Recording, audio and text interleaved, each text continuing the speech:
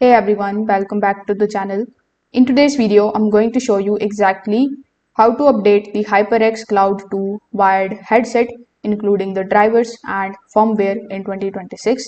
So first of all, you need to understand this thing that HyperX Cloud 2 does not require the traditional drivers like other devices, but you can still update the firmware and the system drivers for better performance. For that, you just have to plug your headset into your PC using the USB sound card control box. Firmware updates only work through the USB and not with the 3.5 mm jack. Now you need to open your web browser.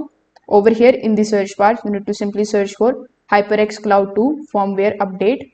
Now you will find this first link from HyperX Raw. So when you click on this particular option, you will be landed here on this page. Now, when you scroll down a bit, you will find the option of download the beta.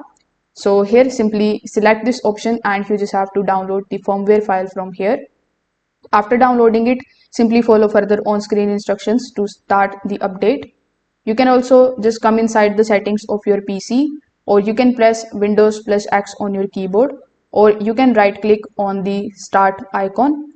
After that, select the option of device manager. Inside the device manager, you just have to basically look for the option of sound, and here you just have to click on it in order to expand this.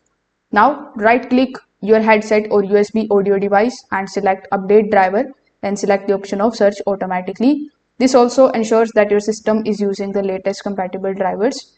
After the update completes, you just have to do nothing but to just restart your PC, and then you can test your headset audio and microphone to confirm that everything is working properly.